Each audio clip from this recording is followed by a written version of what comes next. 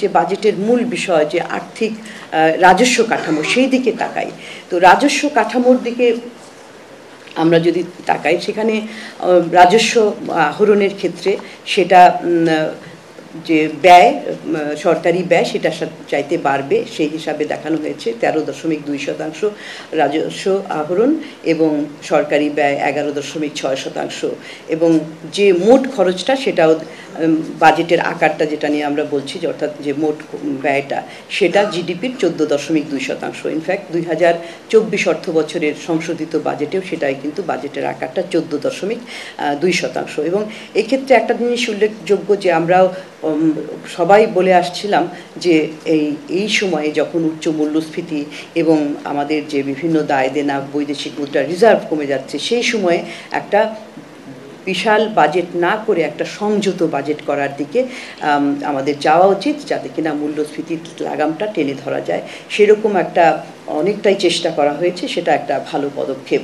এবং আর যেটা আমরা দেখছি যে রেভিনিউ অর্থাৎ রাজস্ব যেটা সেটা জিডিপির 9.7% ধরা হয়েছে, যেটা কিনা চলতি অর্থ বছরের সংশোধিত বাজেটের তুলনায় সামান্য একটু বেশি। উন্নয়ন ব্যয় সেখানে সেটার যে হিসাবটা ধরা হয়েছে সেটা কিন্তু বাড়বে যে পরিচালন ব্যয় যেটা সেটার চাইতে কম হিসাবে। এবং এটা একটা বিষয় যে পরিচালন ব্যয়ের পরিমাণটাই বেশি থাকে উন্নয়ন ব্যয়ের চাইতে, বা অনেক সরকারের অনেক ধরনের কর্মকাণ্ড থাকে, অনেক কার্যক্রম, অনেক প্রতিষ্ঠান, এই সমস্ত পরিচালনা অনেকগুলো করতেই হয়, সেগুলো না করে উপায় থাকে না, সেই জন্য এটার পরিমাণটা বেশি। কিন্তু তার পাশাপাশি ডেভেলপমেন্ট বা উন্নয়ন ব্যয় সেটারও চাহিদা অনেক বেশি, কিন্তু সেটা তেমন একটা এটার তুলনায় তেমন একটা বেশি না। আমাদের যে বার্ষিক উন্নয়ন কর্মসূচির যে আকারটা সেটার আকারটা মোট ব্যয়ের 33.3%। এটা গত বছরে যে যা ছিল তার চাইতে অর্থাৎ চলতি অর্থ বছর 2024 অর্থ বছরের সংশোধিত বাজেটের তুলনায় কিন্তু কম।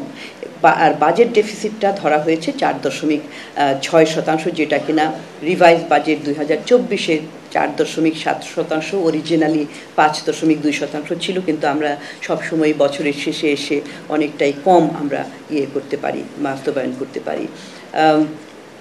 এবং এখানে বিদেশি ঋণ এবং অনুদান সেইটা একটা বিরাট ভূমিকা রাখবে।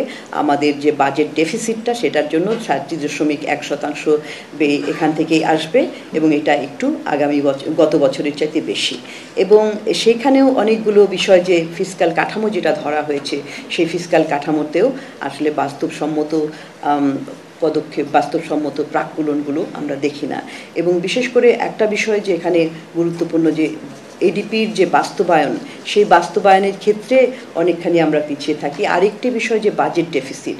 হ্যাঁ, বাজেট ডেফিসিট তো আপনাকে ব্যয় করতেই হবে, কারণ কিছু না কিছু ব্যয় না করলে, বিশেষ করে উন্নয়ন প্রকল্পগুলোতে সেগুলোতে ব্যয় না করলে হয়তো কর্মসংস্থানের উপর একটা প্রভাব পড়বে। আর সরকারের যেহেতু ফিক্সড কস্ট যেগুলো রয়েছে সেখানে তো তেমন একটা হাত দেওয়ার উপায় নেই। কিন্তু তারপরেও এখানে আরও একটু যদি সংকোচনমূলক করা যেত তাহলে এটা এই সময়ের জন্য একটা উপযুক্ত পদক্ষেপ হতো, তাহলে মূল্যস্ফীতি নিয়ন্ত্রণ করা আরও সহজ হতো।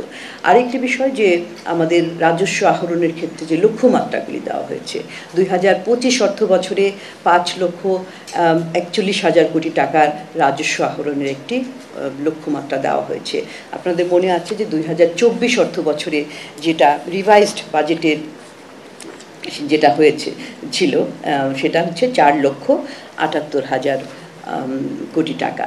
এখন আমরা সিপিডির পক্ষ থেকে হিসাব করে দেখিয়েছিলাম যে 2024-এর যে লক্ষ্যমাত্রা সেটা পূরণ করা সম্ভব হবে না, এবং সেটা 4,25,000 কোটি টাকা এটা পর্যন্ত আহরণ করা যাবে।